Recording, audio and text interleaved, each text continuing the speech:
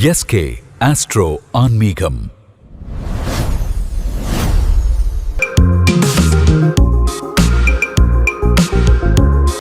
வணக்கம். வசுதேவ சுதம் தேவம் கம்சச்சானூர மர்தனம் தேவகி பரமானந்தம் கிருஷ்ணம் வந்தே ஜெகத்குரும். சர்வம் கிருஷ்ணார்ப்பணம். தேவானாஞ்ச ரிஷீனாஞ்ச குரும் காஞ்சன சந்நிபம் பக்திபூதம் திலோகேசம் தம் நமாமி பிரகஸ்பதிம். நான் குருமூர்த்தி ஐயர், சேலம். எஸ்கே ஆஸ்ட்ரோ ஆன்மீகம் சேனல் மூலியமாக உங்கள் அத்தனை பேரையும் சந்திப்பதிலே நான் பெருமகிழ்ச்சி அடைகிறேன். இந்த பராபவ ஆண்டு குரு பகவான் தனது உச்சராசியான கடகராசிக்கு பெயர்ச்சி அடையப் போகிறார். இந்த பெயர்ச்சியை பற்றி ராசி பலன்களை வெளியிட இருக்கிறோம். மேஷராசி நேயர்களே, உங்களுக்கு குரு பகவான் 3ஆம் பாவம் என்று சொல்லப்பட்ட சகோதர ஸ்தானத்திலே இருந்து 4ஆம் பாவத்திற்கு பெயர்ச்சி ஆகிறார். அதாவது தீதிலாத ஒரு 3 துரியோதனன் படைமாண்டதும் என்று பாடல் இருக்கிறது. 4ஆம் பாவத்திற்கும் கூட தர்மபுத்திரன் கானகம் போனதாக சொல்லப்பட்டிருக்கிறது. 3ஆம் பாவத்திலே சஞ்சரிக்கும் இந்த குரு பகவான் லோகமூர்த்தியாக, அதாவது கல்நஞ்சம் படைத்தவராக சஞ்சாரம் செய்கிறார். பொதுவாகவே அந்த 3ஆம் பாவம் அவ்வளவு சிறப்பாக இல்லை. அதிலே அவருடைய சஞ்சாரமும் அவ்வளவு சிறப்பாக இல்லை. அப்போ நாம் என்ன பண்ணணுங்க, 3ஆம் பாவத்திற்கு உண்டான நற்பலன்களை பெற வேண்டுபவர்கள் குருவுக்கு பார்வை பலன் ரொம்ப சிறப்புங்க. குரு எப்பயுமே தான் இருக்கும் இடத்தை விட பார்க்கும் இடத்தை சிறப்படைய செய்வார். அவ்வாறு அவர் 3 இருந்து கொண்டு மற்ற 2 நீர் வீடுகளான விருச்சிகத்தையும் மீனத்தையும் தன்னுடைய 5 மற்றும் 9ஆம் பார்வையாக பார்க்கிறார். அது உங்களுடைய ராசிக்கு 4, 8, 12 என்று சொல்லக்கூடிய அந்த மோட்ச திரிகோணத்தை பார்வையிடுகிறார். அதே போல் 10ஆம் பார்வை, அதாவது 7ஆம் பார்வையாக உங்களது 10வது ராசியான மகர ராசியை பார்வை செய்கிறார். இப்போ 4ஆம் பாவம் என்ற சுகஸ்தானம் தாயார் சம்பந்தப்பட்ட விஷயங்களிலே ஒரு மேன்மையான அமைப்புகளை எதிர்பார்க்கலாம். அதே போல் வண்டி வாகன சேர்க்கை, இடம் சம்பந்தப்பட்ட, வீடு சம்பந்தப்பட்ட விஷயங்களிலே உங்கள் முதலீடுகள் இந்த வருடம் இருக்க போகிறது. அவ்வாறு செய்யப்படக்கூடிய விஷயங்களுக்கு நல்ல ஒரு பொருளாதார சப்போர்ட் உங்களுக்கு கிடைக்குங்க. 8ஆம் பாவம் என்று சொல்லும்போது இன்சூரன்ஸ் சார்ந்த துறைகளில் இருப்பவர்களுக்கு இது மிகச்சிறந்த ஆண்டாக இருக்க போகிறது. அதாவது மேஷ ராசியைச் சேர்ந்த நண்பர்களுக்கு மற்றும் மருத்துவர்கள், ஜோதிடர்களுக்கு சிறந்த ஆண்டாக இருக்க போகிறது. அதாவது இந்த மறைமுகமான வேலையை செய்பவர்கள், இந்த மாதிரி விஷயங்களிலே இருப்பவர்களுக்கு 8ஆம் பாவத்தினுடைய காரகத்துவ தொழில்களை செய்பவர்களுக்கு மிகச்சிறந்த ஆண்டாக இது இருக்க போகிறது. அதே போல் வெளிநாட்டிலே வசிக்கக்கூடிய மேஷராசி அன்பர்களுக்கு மிகச்சிறந்த ஆண்டாக, உங்களுடைய உத்தியோகத்திலே ஒரு வளர்ச்சியை தரக்கூடிய ஆண்டாக, பொருளாதாரத்திலே ஒரு முன்னேற்றத்தை தரக்கூடிய ஆண்டாக இந்த ஆண்டு இருக்க போகிறது. இவ்வாறு இந்த 4ஆம் பாவத்திற்கு உள்ளே நுழையக்கூடிய குரு பகவான் சொர்ணமூர்த்தியாக உள்ளே வருகிறார். நான் முதல்ல சொன்ன மாதிரி சொர்ணமூர்த்திங்கும்போது அவருடைய பலன்களை அவர் தாராளமாக அள்ளி தெளித்து விட்டு போவார். அதனால் நீங்கள் பெருசாக அவரிடம் சென்று ஒரு பிரார்த்தனை இதையெல்லாம் செய்யணும் அப்படிங்கிறது கிடையாது. அவருடைய வேலைகளை அவர் மிகச்சரியாக செய்து விடுவார். அதே போல் அதிசாரமாக அவர் 5ஆம் பாவத்திற்கு சிம்ம ராசிக்கு உள்ளே போகும்போது அங்கேயும் உங்களுக்கு பார்த்தென்றால் அதிர்ஷ்டகரமாக சொர்ணமூர்த்தியாகவே மறுபடியும் உள்ளே நுழைகிறார். சிம்ம ராசிக்குள்ளாரையும் அவர் அப்படி தான் உள்ளே போகிறார். அதனால் குழந்தைகள் சார்ந்த விஷயங்கள், மேற்படிப்புக்காக இருக்கக்கூடிய மாணவ கண்மணிகள், நிறைய பேர் பாருங்கள் பிஜி முடிச்சுட்டு யூஜி முடிச்சுட்டு பிஜிக்காக வெயிட் பண்ணிகிட்டு இருப்பாங்க. அந்த மாதிரி இருப்பவர்களுக்கு மிகச்சிறந்த ஆண்டாக போட்டித் தேர்வுகளிலே இந்த நீட்டு சம்பந்தப்பட்ட விஷயங்கள், சிஏ போன்ற எந்த துறையாக இருந்தாலும் சரி, போட்டித் தேர்வுகளுக்கு மேற்படிப்பிற்காக தயாராகக்கூடிய மாணவ கண்மணிகளுக்கு மிகச்சிறந்த ஆண்டாக இது அமையப்போகிறது. மீண்டும் இவர் வக்கர நிவர்த்தி அடைந்து வரும்போது ரஜதமூர்த்தியாக, அதாவது வெள்ளி என்கிற ஒரு மனதளவு அங்கே வரப்போகிறார். இந்த வருடம் இவ்வாறு தான் உங்களுக்கு இவருடைய மூர்த்தி நிர்ணயம் என்பது இவ்வாறாகத்தான் இருக்க போகிறது. அதனால் இங்கே எங்கேயுமே அவர் மோசமான நிலையிலே இல்லை. அதாவது குட்டு வெரி குட்டுங்கிற இதில் தான் அவர் இருக்கார். அதனால் இது ஒரு மிகச்சிறந்த மேஷராசிக்கு அற்புதமான செய்தியாக இங்கே சொல்கிறோம்.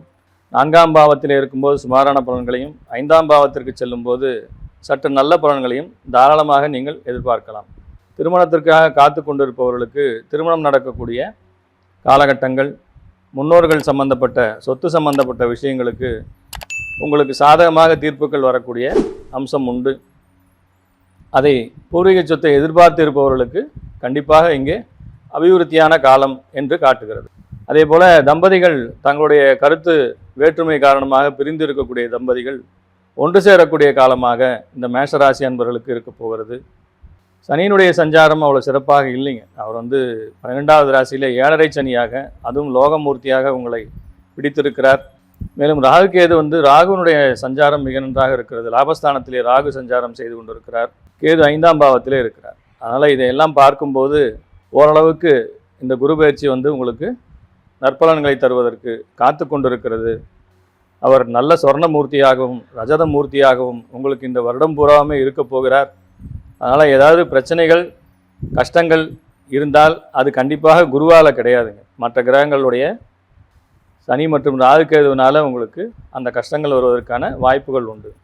சிறந்த பரிகாரமாக மேஷராசி அன்பர்கள் ஒரு முறை ஏழுமலையானை சென்று திருப்பதி சென்று தரிசனம் செய்து விட்டு வாருங்கள். இந்த வருஷத்தில் உங்களால் எப்போ முடியுமோ அப்போ போய் பார்த்துட்டு வாங்க. பொதுவாக இந்த நெருப்பு ராசி வீடுகள் அப்படிங்கும்போது நீங்கள் என்ன பண்ணணுங்க, அக்னிஸ்தலங்களை போய் பார்க்கணும். திருவண்ணாமலைக்கு கண்டிப்பாக ஒரு தரம் போயிட்டு வாங்க. அந்தணர்களுக்கு ஹோமம் செய்யக்கூடிய கோயில்களில் ஹோமங்கள் செய்வார்கள். அதற்கு உங்களால் ஆன பொருட்களை வாங்கி கொடுங்க. அந்த ஹோமத்துக்கு தேவையான சாமான்களை வாங்கி கொடுங்கள். அது மிகச்சிறந்த பரிகாரமாக உங்களுக்கு இந்த மேஷராசி அன்பர்களுக்கு அமையும் என்பதிலே எந்த மாற்று கருத்தும் இல்லை. குரு பகவானுக்கு மஞ்சள் வஸ்திரம் சாற்றி ஒரே ஒரு முறை உங்களுடைய பெயரிலே வியாழக்கிழமை அன்று அர்ச்சனை செய்து கொள்ளுங்கள். உங்களுக்கு இந்த ஆண்டு குருவினாலே எந்த பிரச்சனையும் கிடையாது. குரு மிகச்சிறந்த இடத்திலே இருந்து நற்பலன்களை வாரி வழங்குவதற்காக ஆயத்தமாக இருக்கிறார். மிக நல்ல மூர்த்தியாகவும் அவர் இங்கே இருக்கிறார் என்பதை தெரிவித்துக் கொள்கிறேன். நன்றி.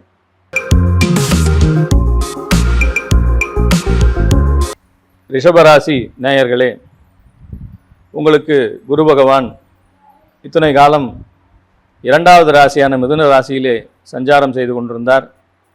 அங்கே அவர் தாமிரமூர்த்தியாக, அதாவது ஆவரேஜாக சஞ்சாரம் செய்கிறார்.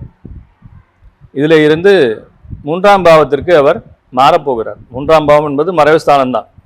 ஆனாலும் அங்கே ரஜத மூர்த்தியாக, அதாவது வெள்ளி மூர்த்தியாக உள்ளே நுழைய போகிறார். அது என்னதான் 3ஆம் பாவம் மறைவுஸ்தானமாக இருந்தாலும் அவருடைய மூர்த்தி வெள்ளி மூர்த்தியாக இருப்பதால் மிகச்சிறப்பான பலன்களை நீங்கள் எதிர்பார்க்கலாம். ஏற்கனவே உங்களுக்கு சனியினுடைய சஞ்சாரம் இருக்கிறதுலே டாப்பாக இருக்கிறது ரிஷபராசிக்கு தாங்க. 11ஆம் பாவம் என்ற லாபஸ்தானத்திலே சஞ்சாரம் செய்து கொண்டிருக்கிறார். ஆனால் ராகுகேதுக்களை தவிர மீதி கிரகங்கள் உங்களுக்கு நல்ல அற்புதமான இடத்திலே இருந்து கொண்டிருக்கிறது. புதிய முயற்சிகள் செய்பவர்களுக்கு, புதிய தொழில்களை செய்பவர்களுக்கு மிகச்சிறந்த ஆண்டாக இது இருக்க போகிறது. 3ஆம் ராசியிலே சஞ்சாரம் செய்யும் குரு தன்னுடைய சிறப்பு பார்வையாக 5, 9 பார்வையாக 7 மற்றும் 11ஆம் ராசிகளை பார்க்க போகிறார். அதனால் திருமணத்திற்காக காத்து கொண்டிருக்கக்கூடிய நண்பர்களுக்கு திருமணம் கைகூடும். 3ஆம் பாவத்தில் மறைகிறாரு, குருபலம் இல்லைன்னு நினைக்காதீங்க. 2 பேரில் ஒருத்தருக்கு இருந்தால் போதும். ஆணுக்கோ பெண்ணுக்கோ 2 பேரில் ஒருத்தருக்கு இருந்தால் போதும். நல்ல ஜோதிடத்திலே காண்பித்து தாராளமாக நீங்கள் என்ன பண்ணலாம், திருமணத்தை நிர்ணயம் செய்யலாம். அதே போல் பிரிந்திருக்கக்கூடிய, திருமணமாகி ஏதோ ஒரு காரணங்களுக்காக பிரிந்திருக்கக்கூடிய கணவன் மனைவிக்கு சேரக்கூடிய காலமாக இது மிகச்சிறந்த பலனை தருவதற்கு காத்திருக்கிறது. ஏற்கனவே அந்த கோர்ட்டு டிவோர்ஸுங்கிற விஷயத்தில் கேஸ் முதலிய விஷயங்களில் இருப்பவர்களுக்கு உங்களுக்கு சாதகமாக தீர்ப்புகள் வருவதற்கும் இங்கே நல்ல ஒரு சூழ்நிலையை இந்த குரு பகவான் ஏற்படுத்தி தரப்போகிறார். வருடத்தின் பிற்பகுதியிலே நான் முன்னே சொன்ன மாதிரி அதிசாரமாக சிம்ம ராசிக்குள்ளே நுழையும் போது இவர் தாமிரமூர்த்தியாக உள்ளே போகிறார். தாமிரமூர்த்தி என்பது நம்முடைய வழிபாடுகளுக்கும் நம்முடைய பிரார்த்தனைகளுக்கும் ஒரு அதிகமான தேவை அங்கே இருக்கிறது. அதனால் சாதாரணமாக அவரிடத்திலே நற்பலன்களை நாம் பெற முடியாது. 4ஆம் இடத்திலே சொல்லும்போது அந்த பாடலிலே தர்மபுத்திரன் காட்டுக்கே போனது அப்படிங்கிற மாதிரி சொல்லியிருக்கார். அதனால் பிற்பகுதியிலே இடமாற்றத்தை நீங்கள் எதிர்பார்க்கலாம். வேலை சார்ந்த விஷயங்களிலே அல்லது உங்கள் கணவருக்கோ மனைவிக்கோ உத்தியோகத்திலே மாறுதல்கள் ஏற்படக்கூடிய ஒரு காலகட்டமாக இது இருக்க போகிறது. அதாவது வருடத்தினுடைய பிற்பகுதியிலே அக்டோபர் மாதத்திற்கு பிறகு அந்த முயற்சிகள் வேலை மாற்றம் சார்ந்த விஷயங்களிலே நல்ல பலன்களை எதிர்பார்க்கலாம். இடமாற்றத்திற்கான கண்டிப்பான அங்கே விஷயங்கள் உண்டு என்பதை கூறிக்கொள்கிறேன். 4ஆம் பாவத்திற்கு போகும்போது உங்களுடைய சுகஸ்தானம் சற்று பாதிக்கப்படும். அதனால தான் இடமாற்றம், அலைச்சல் திருச்சல் போன்ற விஷயங்களை தருவதாக இருக்கிறார். அங்கே குருபலனும் வந்து விடுகிறதாலே அந்த வருடத்தின் பிற்பகுதியிலே உங்களுக்கு திருமணத்திற்கான அந்த யோக பாவங்கள் சிறப்பாக வேலை செய்வதாக இருக்கிறது. மற்றபடி பொருளாதார விஷயங்கள் என்று பார்க்கும்போது ஓரளவுக்கு சிறப்பாகவே இந்த ஆண்டு உங்களுக்கு இருக்கக்கூடியதாக இருக்கிறது. புதிய முதலீடுகள் செய்பவர்கள் சற்று ஜாக்கிரதையாக, கூட்டு தொழில் செய்பவர்கள் எல்லாம் சற்று ஜாக்கிரதையாக புதிய முதலீடுகளை செய்ய வேண்டும். ஷேர் மார்க்கெட்டில் இருப்பவர்கள் சற்று ஜாக்கிரதையாக இருப்பது ரொம்பவும் நல்லது. ஏன்னா அடுத்து வரக்கூடிய 2-3 வருடங்களும் ஒரு ஸ்திரத்தன்மையற்ற விஷயமாக அதிகமான ஏற்ற இறக்கங்களை பார்க்க போகுது. இந்த பூமியே அப்படி தான் இருக்க போகுதுங்க.